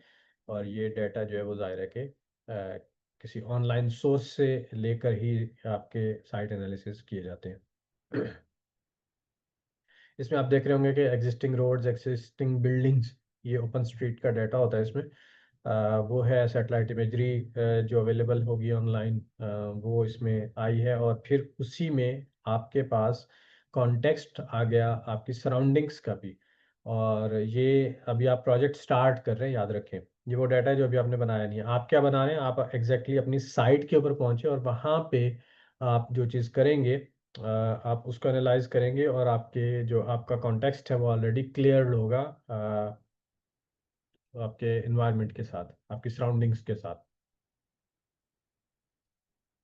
ये आपने एक एरिया ऑफ इंटरेस्ट जो है वो पहले मार्क किया, और उसके अंदर अब फिर जो भी आपका एक कॉन्सेप्ट है उस प्रोजेक्ट का, बिल्डिंग का, उसका एक रफ सा जो है वो कार्डबोर्ड टाइप का मॉडल जो है वो आप इसमें मासिंग मॉडल जिसको कहते हैं वो आप इसमें बना रहे हैं, और उसी को फिर आप रिफाइन करते चले जाते हैं यहाँ से जितना रिफाइन आप इसमें कर सकते हैं ताकि आपके इनिशियल जो एनालिसिस है वो जितना आपकी मासिंग जो है, मॉडलिंग जो है वो यहाँ पे एक्यूरेट होगी, आपके जो रिजल्ट्स होंगे वो उसी हिसाब से बेहतर आएंगे।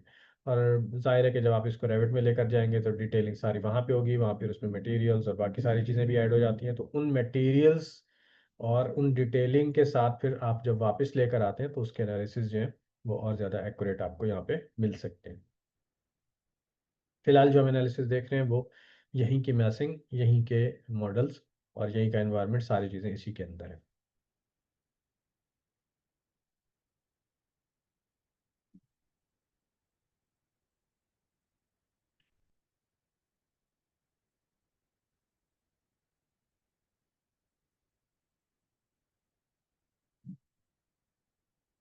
ये एक प्रपोजल है जिसके अंदर हम एनालिसिस देख रहे हैं।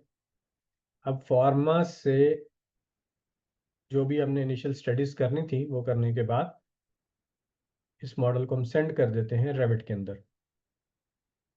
डायरेक्टली ये कम्युनिकेट कर सकता है, एक छोटा सा प्लगइन इसमें में भी आपको इंस्टॉल करना पड़े रेविट के साथ, लेकिन आपका वो पूरा कॉन्टेक्स्ट, एनवायरनमेंट और आपका वो मैसिंग मॉडल, वो सब के सब जो है वो आपके पास रेविट में पहुंच जाते हैं। और फिर रेविट में यहाँ से आप फर्दर अपना डिज़ाइन जो है वो टेक ओवर कर लेते हैं और उसकी डिटेलिंग जो है वो यहाँ से आगे लेकर चले जाते हैं।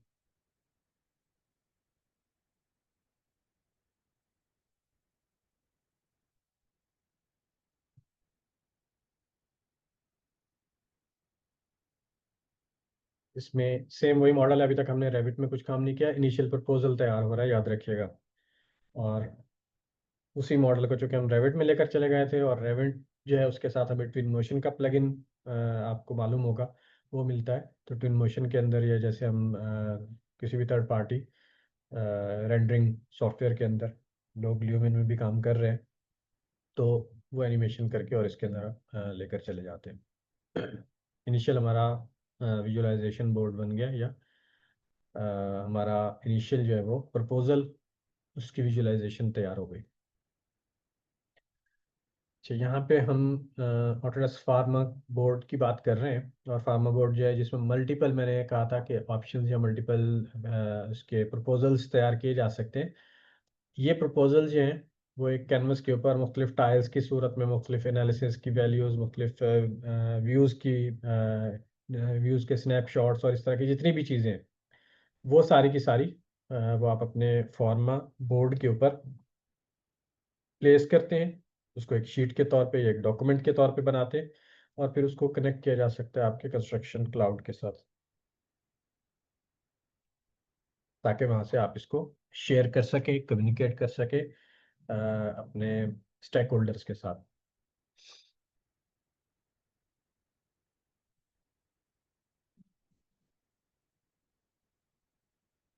इसमें याद रखें ये जो मॉडल आपको नज़र आ रहा है ये रेविट से आया हुआ है, और उसका 3D मॉडल है। इसमें मे बी कि आपको मासेस या मटेरियल्स की उस तरह से वैल्यूज़ नज़र ना आ रही हो, लेकिन ये कंफर्म है कि ये मॉडल जो है वो एक्सपोर्ट किया गया है किसी मॉडलिंग सॉफ्टवेयर से, मोस्ट प्रोबेबली रेविट से या आईएफसी, और इसको यहाँ एनालिसिस के पर्पज से लाया गया होगा, याद रखिएगा। फाइनल एनालिसिस के पर्पज से। ओके जी, अब हम ज़रा कंस्ट्रक्शन क्लाउड और रेविट की इंटीग्रेशन को देख लेते हैं। रेविट जो है वो समझ लें कि वर्क शेयरिंग का जो क्लाउड का मॉडल है वो इससे पहले हम वर्क शेयरिंग की एक छोटी सी वीडियो देख चुके हैं, और इसके ज़रिए से आपके कोऑर्डिनेशन मॉडल को लिंक किया जाता है डॉक्स के साथ, और उसकी वजह से फिर आपके जो इश्यूज और कम्युनिकेशंस और ये सारी चीज़ें वो सिंक होके आपके रेविट के अंदर मौजूद होती हैं। और इसी तरह से कंटेंट कैटलॉग के नाम से एक मॉड्यूल है जिसमें आपका कॉमनली रीयूज होने वाला जो डाटा होता है वो आप जो है वो इसके अंदर रखते हैं और फिर उसको भी कंस्ट्रक्शन क्लाउड के साथ जो है वो इंटीग्रेट किया जा सकता है।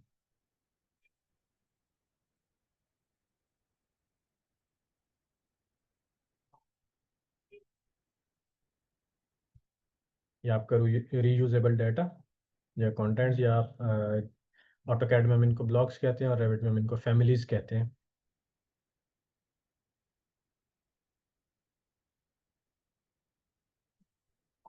ये हमारी कंटेंट कैटलॉग है और इसको एसीसी के साथ कनेक्ट करके वहाँ पे रखा जाएगा ताकि आपके जितने भी टीम मेंबर्स हैं इंजीनियरिंग साइड से या नॉन इंजीनियरिंग साइड से उनके पास ये डाटा रीयूजेबिलिटी के लिए अवेलेबल रहे।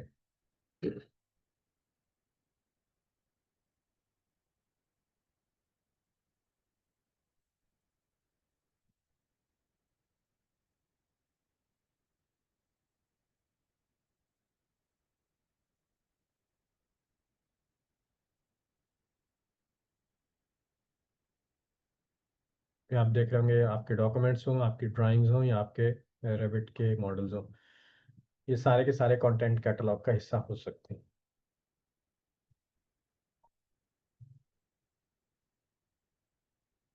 अब ये कंटेंट कैटलॉग जो है उसके अंदर से हमने चीज़ लेकर अपने रेविट के अंदर डायरेक्टली यूज़ की है। तो ये रीयूजेबिलिटी का जो फैक्टर है वो अक्रॉस द टीम्स ये आपके लिए आसान हो गया।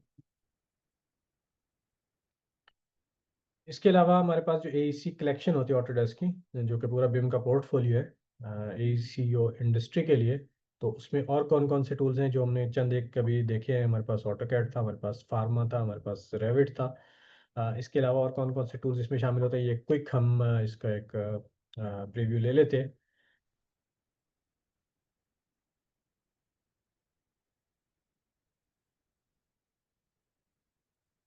हमारे पास कुछ टूल्स हैं जो स्केचिंग और मैसिंग के हवाले से हैं, कुछ कंप्यूटेशनल या जनरेटिव डिज़ाइन के लिए हैं, कुछ एनर्जी एनालिसिस के लिए हैं, कुछ वीआर एक्सपीरियंस के लिए हैं, कुछ डॉक्यूमेंटेशन के लिए हैं, रियलिटी कैप्चर, विजुअलाइजेशन और कोऑर्डिनेशन बिटवीन मल्टीपल डिसिप्लिन्स। ये एक्चुअली इसके मेन कैटेगरीज हैं जिनके रिलेटेड सॉफ्टवेयर हमारे पास मौजूद होते हैं एईसी कलेक्शन के अंदर।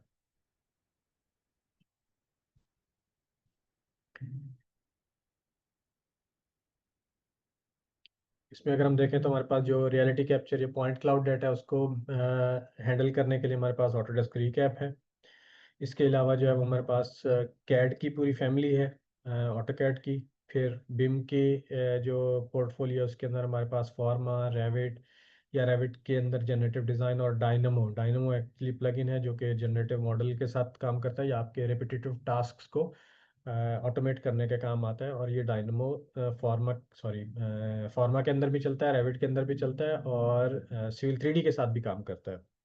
और इसके अलावा कुछ और टूल्स जो हैं वो आपके एडवांस स्टील या फैब्रिकेशन के हवाले से हैं, स्ट्रक्चरल डिज़ाइन के हवाले से हैं और फिर हमारे इनसाइट्स एनालिसिस के हवाले से हैं। इनके अलावा जो है विजुअलाइजेशन और शेयरिंग या स्टोरेज के लिए ये जितने भी आपको इसमें आइकॉन्स या सॉफ्टवेयर नज़र आ रहे हैं, तो इसमें अच्छी बात यह है कि ये हमारे एईसी कलेक्शन का हिस्सा है।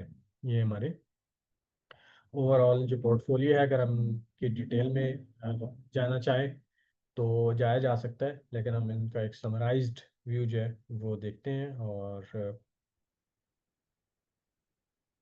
उसके ऊपर हम डिस्कस करते हैं। ये जो लास्ट में पहले हमने देखा ये जनरल हमने कैटेगराइज किया या ग्रुप किया हमने जनरल उनके वर्किंग फैक्टर्स के हिसाब से या उनकी कैटेगरीज के हिसाब से। अब हम कैपेबिलिटीज़ किस किस की क्या है उसके हवाले से थोड़ा सा इसको विजुलाइज करके देख लेते हैं कि डिज़ाइन एनालिसिस, कैप्चरिंग या रिव्यूज़ उसके हवाले से एक पाई चार्ट के तौर पे हम इसको देखते हैं कि आपका जो डिज़ाइन फैक्टर है, डिज़ाइन कैपेबिलिटी है, उसके हवाले से ऑटोडेस्क एईसी कलेक्शन के अंदर समझ लें कि आपका मेजॉरिटी जो पोर्टफोलियो है वो डिज़ाइनिंग कैपेबिलिटीज़ के हवाले से इसमें मौजूद है। अगर हम आउट ऑफ 100 देखें तो इसमें फॉर्मा है, जनरेटिव डिज़ाइन है, रेविट है, 3D स्टूडियो मैक्स है, इंफ्रावर्क्स जो कि सिविल 3D और इंफ्रावर्क्स मिलकर काम करते हैं, ऑटोकैड है, व्हीकल ट्रैकिंग है, ये अगेन सिविल 3D के साथ मिलकर काम करता है, और फिर एडवांस स्टील, ये फैब्रिकेशन कैड MEP, ये सारे डिज़ाइन कैपेबिलिटीज़ के साथ है और इन सब के साथ मिलकर काम करता है आपका। सबके साथ नहीं, लेकिन 2-3 मेजर जो जनरेटिव या ऑटोमेशन के फीचर्स हो सकते हैं उनके साथ डायनेमो मिलकर काम करता है। ओके, उसके बाद हमारे जो एनालिसिस कैपेबिलिटीज़ हैं उसमें स्ट्रक्चरल ब्रिज डिज़ाइन और इनसाइट्स, ये हमारे एनालिसिस के हैं, बल्कि इन्हीं के साथ रोबोट स्ट्रक्चरल एनालिसिस जो है वो भी शामिल है। थर्डली जो है वो रियलिटी कैप्चर या सर्विंग के ज़रिए से जो भी डाटा कैप्चर होता है उसको प्रोसेस करने के लिए या यूजेबल बनाने के लिए हमारे डिज़ाइन सॉफ्टवेयर के अंदर वो हमारे पास रीकैप प्रो या रीकैप फोटोज़ के नाम से है।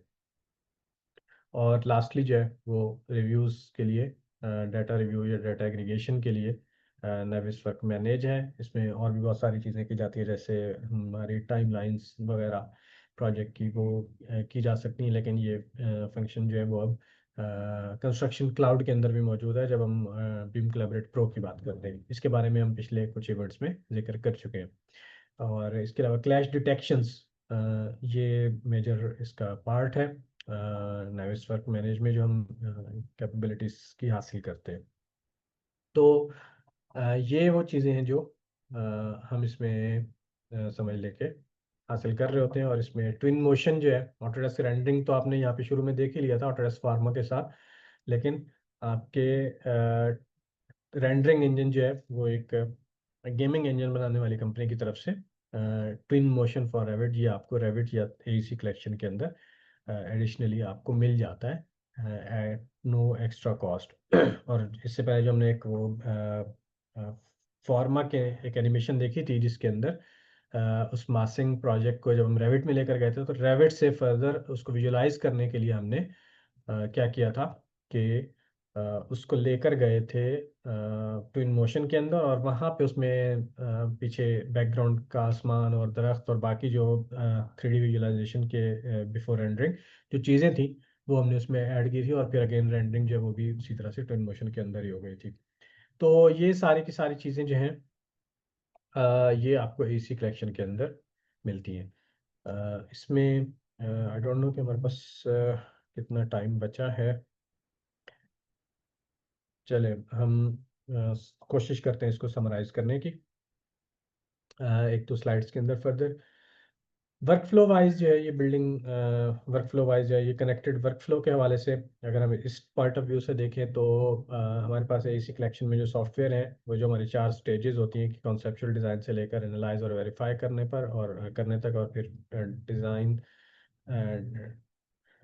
डिटेल डिज़ाइनिंग तक, और फिर फैब्रिकेशन या इंस्टॉलेशन या कंस्ट्रक्शन से पहले की जितनी भी तैयारी की चीज़ें हैं उन सब के लिए हमारे पास कौन कौन से टूल्स हैं एसी कलेक्शन के अंदर और वो किस किस फेज़ में किस किस जगह पर उनका इस्तेमाल होता है।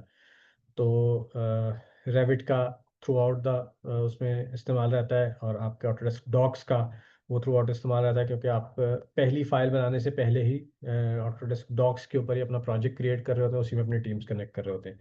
बाकी हर एक सॉफ्टवेयर का आप देख रहे होंगे कि अपने अपने मौके के ऊपर उनका इस्तेमाल है। तो एसी कलेक्शन बनाने का जो बेसिक पर्पस था वो भी यही था कि जिस मौके पर जिस जगह पे आपको जिस टूल की ज़रूरत पड़े तो आपको ये परेशानी ना हो कि वहाँ पे वो टूल अवेलेबल नहीं है। पूरे आपके डिज़ाइन फेज़ के अंदर या बिम के पूरे वर्कफ्लोज के अंदर हर जगह के लिए जो भी अवेलेबल टूल मौजूद थे वो सारे के सारे इस कलेक्शन का हिस्सा बना दिए जाते हैं।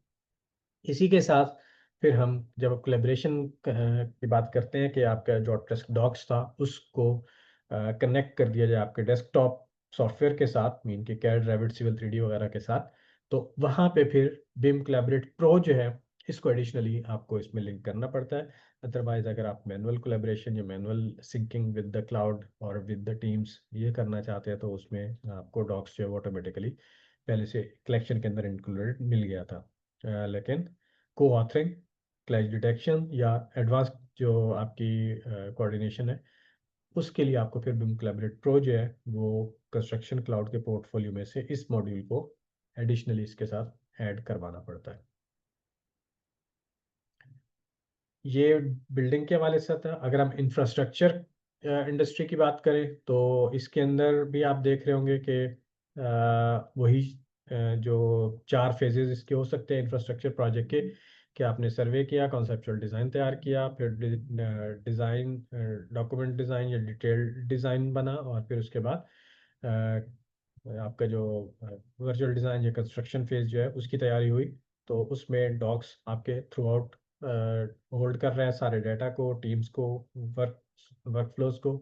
और फिर सर्विंग में आपके पास रिकैप मौजूद था। उसके बाद कॉन्सेप्चुअल डिज़ाइन में इंफ्रावर्क्स जो है वो काम आया और इसी कॉन्सेप्चुअल डिज़ाइन में ही आपका सिविल 3D का काम भी शुरू हो गया जो कि फिर एंड तक चलता है। और फिर विजुअलाइजेशन के लिए जो है वो 3D स्टूडियो मैक्स जो है वो पैरेलल में यूज़ हो सकता है, या फिर डिटेल डिज़ाइन के फेज़ में कैड का इस्तेमाल जो है वो इसमें आ सकता है। और फाइनली आपका व्हीकल ट्रैकिंग और नेविस वर्क रिव्यूज़ और सॉरी रोड डिज़ाइन के अंदर आपके एनालिसिस या उस टाइप के जो फैक्टर्स हैं उनको वैलिडेट करने के लिए ये कुछ और चीज़ें इसके साथ शामिल है। और अगेन आपका बिम कोलैबोरेट प्रो जो है वो अगर आप को ऑथरिंग या एडिशनल फीचर्स जो हैं वो कोलैबोरेशन कोऑर्डिनेशन के वो लेना चाहते हैं तो बिम कोलैबोरेट प्रो आपको इसके साथ ऐड करना पड़ेगा, वरना इससे पहले तमाम चीज़ें जो है वो सॉफ्टवेयर और कंस्ट्रक्शन क्लाउड इसके साथ आप कनेक्ट करके सेमी ऑटोमेटिक टाइप की एक कोलैबोरेशन चला रहे थे। एक प्रोजेक्ट के लिए क्विकली जो है वो एक हम वीडियो देख लेते हैं कि किस तरह से एसी कलेक्शन जो है वो कस्टमर्स को बेनिफिट करती है।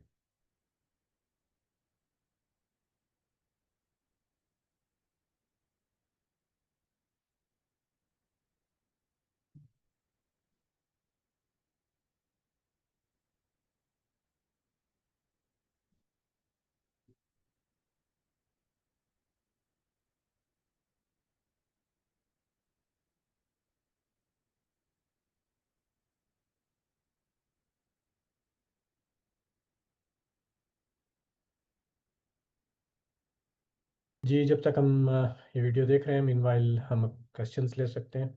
आपकी तरफ से कोई क्वेश्चंस हो तो प्लीज़ आप कर सकते हैं।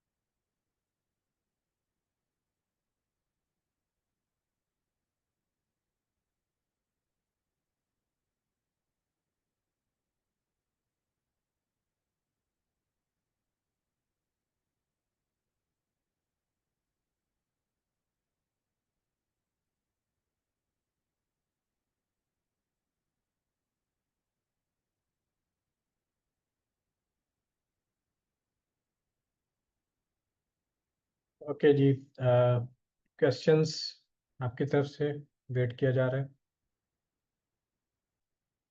ट्विन मोशन के हवाले से जो एक क्वेश्चन था उस क्वेश्चन को हम कह रहे थे कि उसका आंसर कर देते हैं। ट्विन मोशन जो है ये एक प्लगइन के तौर पे रेविट के साथ काम करता है और ये फ्री ऑफ कॉस्ट मिलता है अगर आपने परचेज किया हुआ है रेविट या एसी कलेक्शन। फ्री वर्जन के साथ ये नहीं मिलेगा। फ्री वर्जन से मुराद आप लोग समझ रहे होंगे, मैंने सॉफ्ट वर्ड यूज़ किया फ्री वर्जन। तो वो जो हम फ्री में डाउनलोड कर लेते हैं या सीडीज़ में मिल जाते हैं उनकी बात हो रही है। तो उसके साथ नहीं मिलेगी। और इसमें आप ल्यूमेन की तरह 3D एनवायरनमेंट क्रिएट करते हैं, रियल टाइम उसका व्यू एज रेंडर्ड व्यू जो है वो आपका मिल जाता है, लाइट वेट टाइप का होता है। नॉर्मली हम रेविट के अंदर भी इस तरह का रियलिस्टिक व्यू ले सकते हैं। लेकिन वो बहुत ज़्यादा हैवी हो जाता है। तो ये गेमिंग इंजन इसके पीछे काम करता है, तो इसलिए ये बेहतर काम करता है। और फिर इसी को ही आगे वीआर हेडसेट्स के लिए डाटा इससे तैयार किया जा सकता है। उसके लिए ये सपोर्ट करता है एक्चुअली। तो आप डायरेक्टली इसको प्लग कर सकते हैं वीआर हेडसेट के साथ, या इससे आप वीआर वर्कशॉप जो ऑटोडेस्क का एक और सॉफ्टवेयर है उसमें ले जा सकते हैं, और वहाँ से आप क्लाउड के साथ या जो भी आपके डाटा फ्लो के मेथड्स हों उसके साथ कनेक्ट करके एक वर्चुअल रियलिटी या ऑगमेंटेड रियलिटी टाइप का आउटपुट ले सकते हैं, डिपेंडिंग अपॉन आपके डिवाइसेस या आपका यूज़। सो और कोई क्वेश्चन?